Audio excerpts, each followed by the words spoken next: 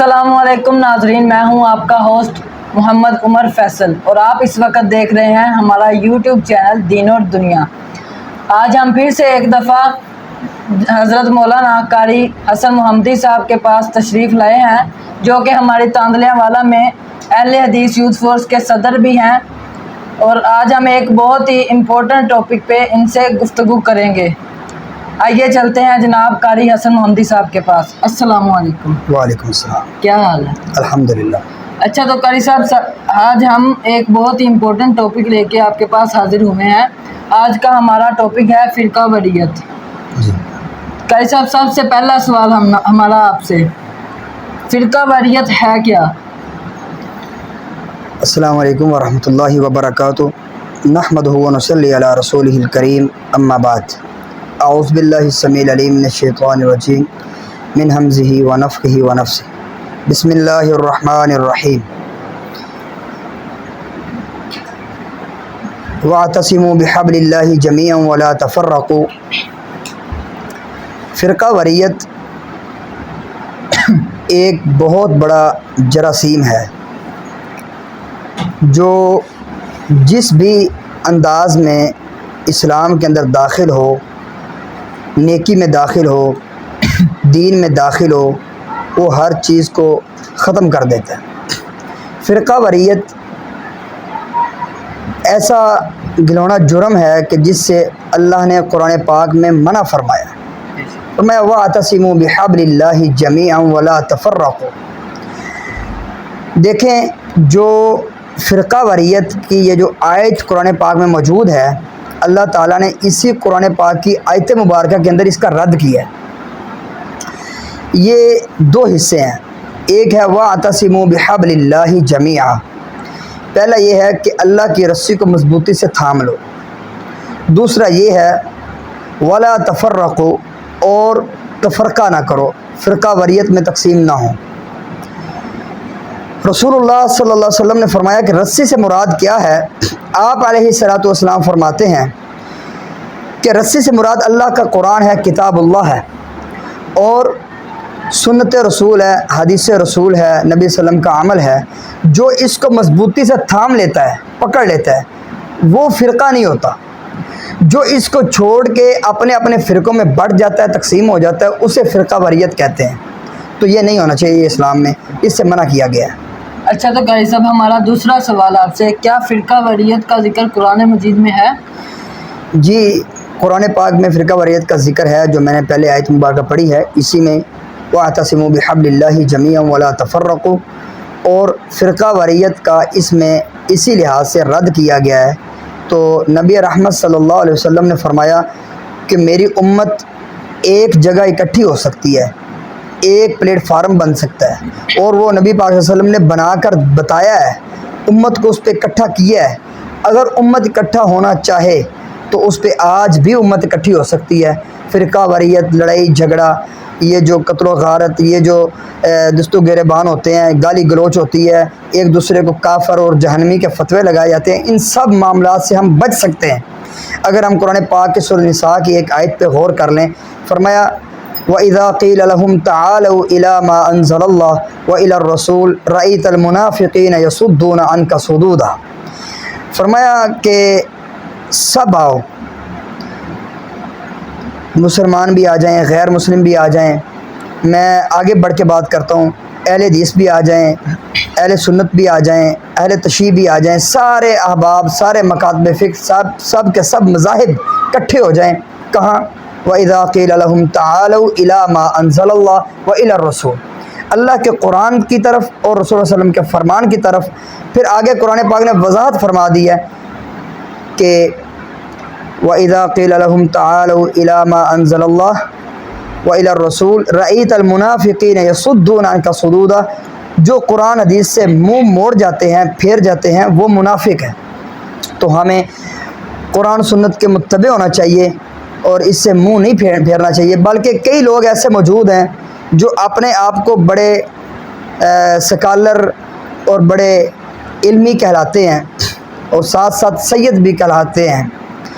तो मैं उस भाई को भी पैगाम देना चाहता हूँ कि जिसने ہماری مساجد کے اندر جگہ جگہ پر تفرقہ ڈالا ہوا ہے، میں اس کو یہ کہنا چاہتا ہوں کہ بند کمروں سے نکلو اور باہر اوپن آؤ، باہر بیٹھ کر بات کرو تاکہ بات واضح ہو جائے، امت کے اندر ایک تفرقہ نہ ڈالا جائے۔ وہ فرقہ واریت کی یہی آیت پڑھنے کے بعد وَاعْتَصِمُوا بِحَبْلِ اللَّهِ جَمِيعًا وَلَا تَفَرَّقُوا پڑھنے کے بعد اس کی تشریح اور ترجمہ غلط کرتا ہے اور یہ کہتا ہے کہ ہر کوئی ٹھیک ہے، ہر ایک کے پیچھے نماز ہو جاتی ہے، ہر ایک کا جو مساجد ہیں وہ بالکل ٹھیک ہیں، ہمیں ہر ایک کے پیچھے نمازیں پڑھنی چاہیے، آنا چاہیے۔ یہ بات اس کی اخلاقی طور پر ابھی دنیاوی معاملات میں دیکھی جائے تو ٹھیک ہے، لیکن جو اس آیت کے ساتھ تعلق رکھتی ہے اس کی بحث یہ وہ نہیں ہے، وہ اس نے غلط بات کی ہے، اس کا وہ اللہ سے معافی مانگے اور رجوع کرے۔ سب سے پہلی بات یہ ہے جو فرقہ واریت نہیں پھیلاتے، اللہ کی رسی کو مضبوطی سے تھام کر بیٹھے ہیں، وہ فرقہ واریت نہیں پھیلاتے۔ تو جو اللہ کی رسی کو چھوڑ رہے ہیں اور قرآن و سنت کو، حدیث کو چھوڑ کر اپنی منمانی کر رہے ہیں، چاہے وہ کسی بھی مسئلے کے ساتھ تعلق رکھتے ہیں، وہ فرقہ واریت پھیلا رہے ہیں۔ اس لیے ہمیں فرقہ واریت سے بچنا چاہیے۔ یہی ذکر قرآن پاک میں بھی ایسے ہی ہے کہ فرقہ واریت بہت بڑی بیماری اور ذلت ہے، اس سے بچنا چاہیے۔ جی تو قاری صاحب ہمارا تیسرا سوال آپ سے، کیا فرقہ واریت کا قرآن و حدیث میں رد ہے؟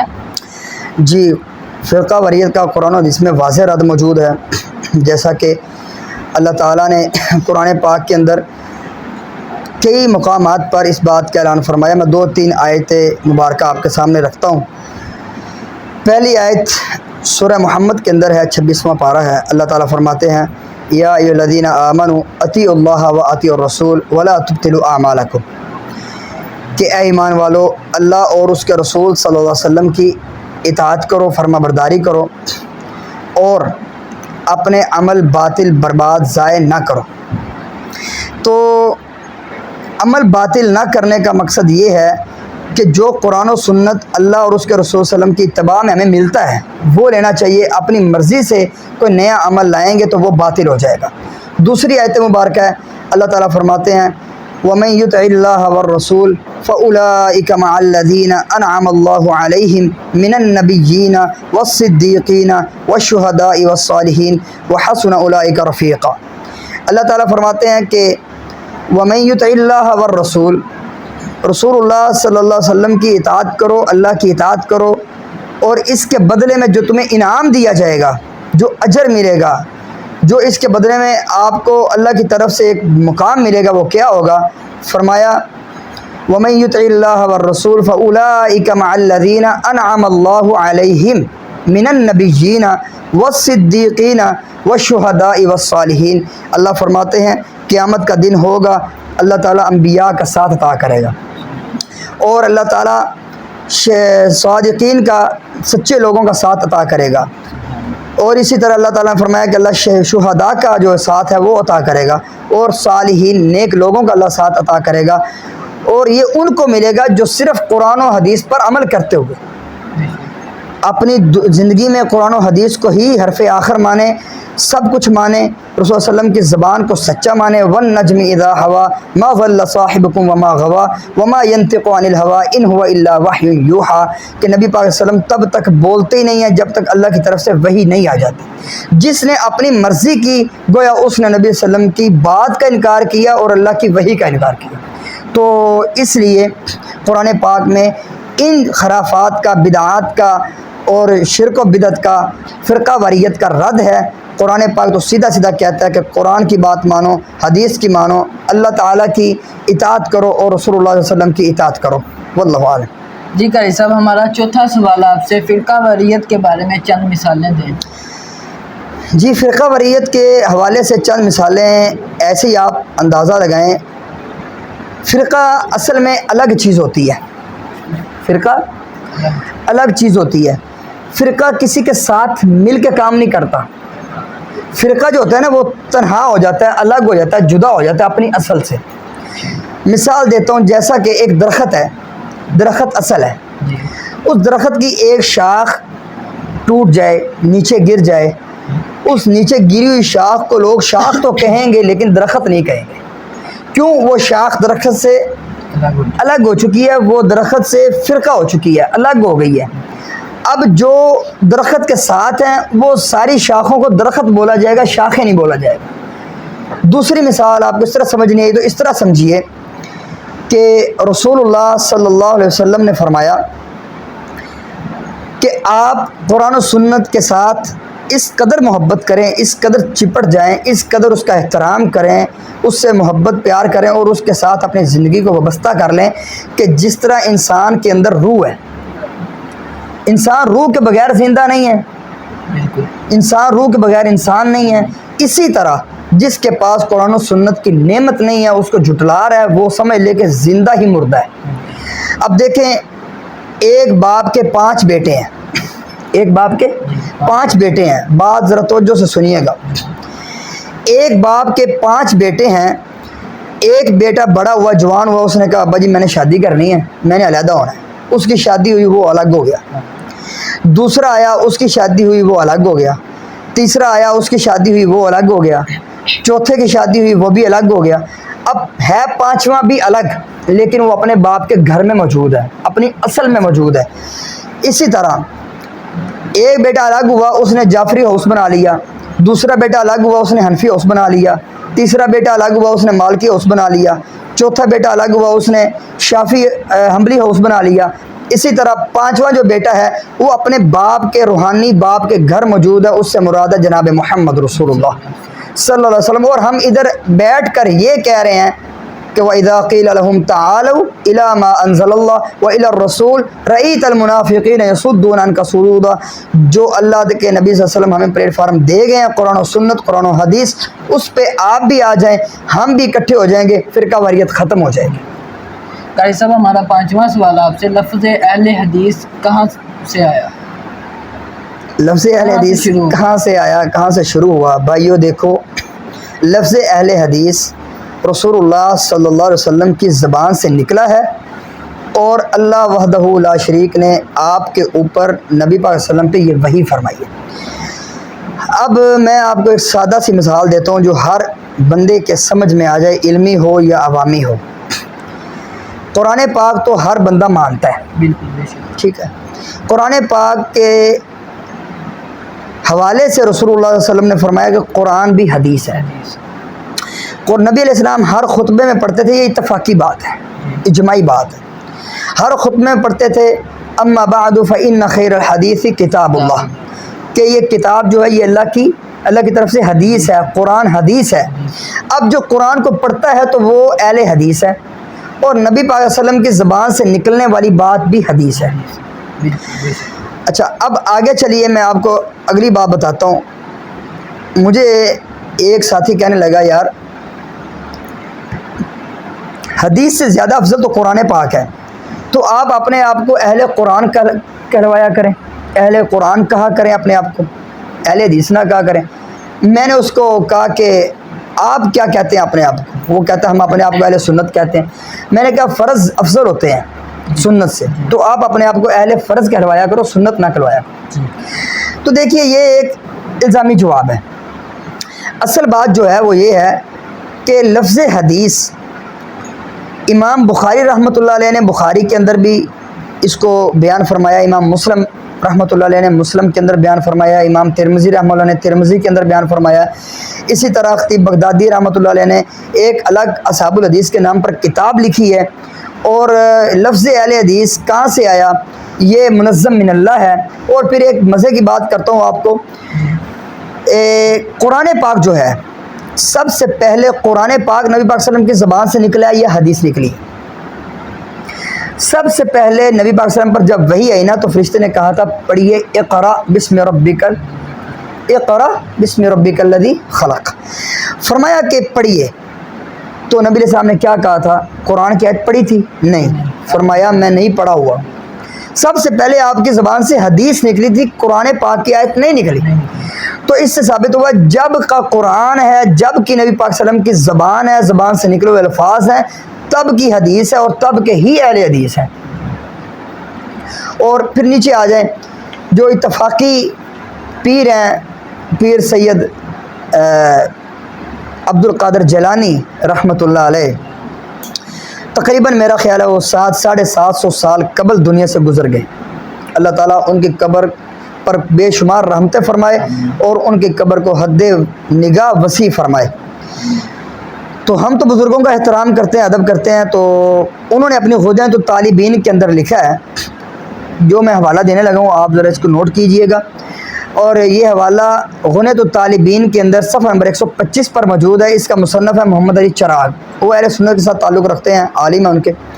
انہوں نے لکھا ہے کہ اس کتاب کے اندر بھی، اس صفحے پر بھی انہوں نے کہا ہے کہ اہل حق کا ایک ہی نام ہے اہل سنت، اور اہل سنت اہل حدیث کو کہا جاتا ہے. تو اہل حدیث ہی اہل سنت ہیں، یہ دو نام ایک ہی ہیں. سنت کا مطلب ہوتا ہے کہ آداب کو دیکھ کے آداب پر عمل کرنا. حدیث کا مطلب ہوتا ہے زبان سے نکلے ہوئے الفاظ کو سن کر زبان پر عمل کرنا. تو وہ دونوں رسول صلی اللہ علیہ وسلم کی ذات ہے اور رسول صلی اللہ علیہ وسلم کی بات ہے. ذات کو ماننے والا اہل سنت ہے، بات کو ماننے والا اہل حدیث ہے. جب دونوں کو ملایا جائے گا تو اہل سنت اہل حدیث ایک ہی نام نکلے گا. آخری والا میں آپ کو پھر دیتا ہوں، بابا جی فرید رحمۃ اللہ علیہ کی کتاب ہے. اس کتاب کے صفحہ نمبر 659 پر لکھا ہے. وہ کہتے ہیں کہ کسی نے سوال کیا کہ یہ جو وہابی غیر مقلد ہیں ان کے بارے میں آپ کیا کہتے ہیں؟ لوگ کہتے ہیں یہ غیر مقلد ہیں، یہ گستاخ ہیں. انہوں نے کہا جب میں کسی وہابی کو دیکھتا ہوں مجھے ایسے معلوم ہوتا ہے جیسے میں نے کسی صحابی کو دیکھ لیا. یعنی اتنی محبت، اتنا پیار وہ کرتے ہیں. تو آج بھی ہمیں پیار کرنا چاہیے، اور پیار کی صرف ایک ہی راہ ہے، وہ محبت اور پیار کی راہ ایک ہی ہے. فضا قائم کرنی چاہیے، وہ صرف قرآن و سنت ہے. وہ وہی چیز ہے جو میں نے پہلے بتائی ہے، پلیٹ فارم. وَإِذَا قِيلَ لَهُمْ تَعَالَوْا إِلَىٰ مَا أَنزَلَ اللَّهُ وَإِلَى الرَّسُولِ رَأَيْتَ الْمُنَافِقِينَ يَصُدُّونَ عَنكَ صُدُودًا. جی قاری صاحب، ہمارا اگلا سوال آپ سے، کیا اہل حدیث ایک فرقہ ہے؟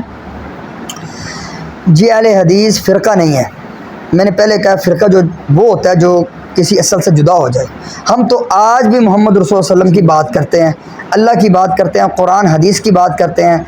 ہم یہ کہتے ہیں، سن لیجئے، ہم یہ کہتے ہیں کہ ہمارا کوئی بڑے سے بڑا عالم ہو، کوئی بڑے سے بڑا مفتی ہو، کوئی بڑے سے بڑے جناب جبے کبے والا ہو، کوئی بھی ہو، ہم اس کی اس بات کو جو وہ کہے گا اس کو قرآن پر پرکھیں گے، حدیث پر پرکھیں گے، کسوٹی پر رگڑیں گے.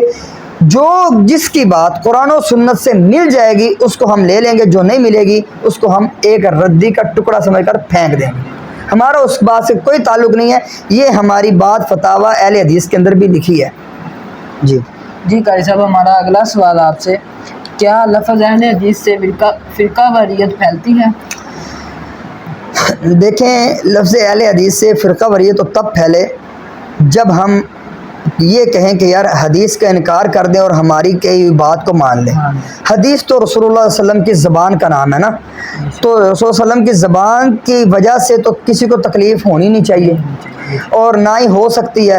کیونکہ جب نبی پاک صلی اللہ علیہ وسلم نے سب سے پہلی بات کی تھی نا کہ کوہ صفا پر چڑھ کے کہ اے مکہ والو، تمہارے اندر میں نے 40 سال گزارے ہیں، مجھے تم نے کیسا پایا؟ تو انہوں نے کہا تھا یا رسول اللہ صلی اللہ علیہ وسلم، تب تو انہوں نے مسلمان نہیں تھے، میں تو اپنے سے یا رسول اللہ صلی اللہ علیہ وسلم کہہ رہا ہوں. انہوں نے کہا تھا اے محمد صلی اللہ علیہ وسلم، ہم نے آپ کو سچا پایا ہے، صادق پایا ہے، امین پایا ہے، شفقت کرنے والا، پیار کرنے والا، محبت کرنے والا. دیکھیں نبی صلی اللہ علیہ وسلم نے 40 سال اپنے دشمنوں کے اندر گزارے ہیں. دشمن تھے نا وہ مکہ والے، کچھ آپ کے حق میں بھی تھے، آپ کے رشتہ دار وہ بھی تھے، جیسے ابو طالب ہیں، بڑی محبت کرنے والے، بڑا پیار کرنے والے، تو احترام کرنے والے تھے. تو اسی طرح انہوں نے نبی پاک صلی اللہ علیہ وسلم کو سچا مانا تھا. تو برائے مہربانی کہ اگر کوئی نبی پاک صلی اللہ علیہ وسلم کو آج سچا نہیں مانتا تو وہ مان لے. نبی پاک صلی اللہ علیہ وسلم کی جو زبان ہے وہ سچی ہے. ہمیں اتنی ہماری آنکھ پر یقین نہیں ہے کہ جو چیز ہم دیکھ رہے ہیں اس پر اتنا یقین نہیں ہے جو نبی صلی اللہ علیہ وسلم کی زبان پاک پر یقین ہونا چاہیے. میں چھوٹی سی مثال عرض کر کے آگے بڑھتا ہوں. ہم نبی پاک صلی اللہ علیہ وسلم نے فرمایا کہ یہ پڑھا کرو، مختصر بیان کر رہا ہوں، وقت کی کمی ہے، میں مختصر بیان کر رہا ہوں کہ نبی پاک صلی اللہ علیہ وسلم نے فرمایا تھا کہ آپ نماز کے اندر پڑھا کریں ربنا ولک الحمد حمدا کثیرا طیبا مبارکا فی. اللہ اکبر. تو صحابہ نے فرمایا یا رسول اللہ وسلم، یہ دعا جو ہے آپ بتا رہے ہیں، صحابی نے پڑھا تھا، آپ نے بتا دیا کہ یہ اللہ کے ہاں 30 سے 40 کے درمیان فرشتے آئے تھے، انہوں نے یہ الفاظ لیے، اللہ کو بڑے پسند ہے، یہ پڑھا کریں. اب دیکھیں جب وہ فرشتے آئے تھے صحابہ نے دیکھے تھے؟ نہیں دیکھے تھے نا، تو صحابہ نے مان لیے۔ اب آج بھی جس مسجد کے اندر صرف اللہ کی زمین پر اہل حدیث ہیں جو یہ دعا پڑھتے ہیں رکوع کے بعد کھڑے ہو کر سمیع اللہ لمن حمدہ ربنا ولک الحمد حمدا کثیرا طیبا مبارکا فی اللہ اکبر، یہ کہتے ہیں، آج بھی ہمارا ایمان ہے فرشتے آتے ہیں، ہم دیکھتے نہیں ہیں لیکن آتے ہیں، ہم انکار نہیں کر سکتے۔ کیوں؟ کس نے کہا ہے؟ وَالنَّجْمِ اِذَا هَوَىٰ مَا ضَلَّ صَاحِبُكُمْ وَمَا غَوَىٰ وَمَا يَنطِقُ عَنِ الْهَوَىٰ إِنْ هُوَ إِلَّا وَحْيٌ يُوحَىٰ، نبی صلی اللہ علیہ وسلم کی زبان پاک نے کہا جس کی گارنٹی میرے اللہ نے دی ہے۔ جی قاری صاحب، ہمارا اگلا سوال آپ سے، اصل میں کون لوگ فرقہ واریت پھیلاتے ہیں؟ کون لوگ فرقہ واریت پھیلاتے ہیں؟ دیکھیں، فرقہ واریت کا سیدھا سمپل سا یہی ہے کہ جو قرآن حدیث سے جڑا ہوا ہے وہ فرقہ واریت نہیں پھیلا سکتا۔ جو قرآن حدیث سے جدا ہے، الگ ہے، نہیں جڑا ہوا، قرآن حدیث کو چھوڑ دیا ہے، وہ فرقہ واریت پھیلاتا ہے، وہ کوئی بھی ہے۔ اگر مسئلہ اہل حدیث کے اندر ایسے لوگ موجود ہیں جو اپنی طرف سے بات کرتے ہیں انتشار پھیلانے کے لیے، یا کوئی ایسی بات کرتے ہیں اپنی مشہوری کے لیے جو قرآن حدیث سے ٹکراتی ہے، وہ بھی فرقہ واریت ہے۔ تو جو دوسرے لوگ کرتے ہیں، دیکھیں نا، ہم کتنی سادی سی بات ہے کہ بسم اللہ الرحمن الرحیم قرآن پاک کی آیت ہے۔ اب جب کوئی اس کو 786 جب کوئی کہے گا یہ بھی بسم اللہ کی طرح ہے تو پھر فرقہ واریت تو پھیلے گی۔ اب دیکھیں نا، قرآن پاک کا ادب ہر ایک کے لیے ملوث خاطر ہے۔ ہر ایک مسلمان چاہے کسی بھی فرقے کے ساتھ تعلق رکھتا ہے وہ قرآن پاک کا ادب کرتا ہے۔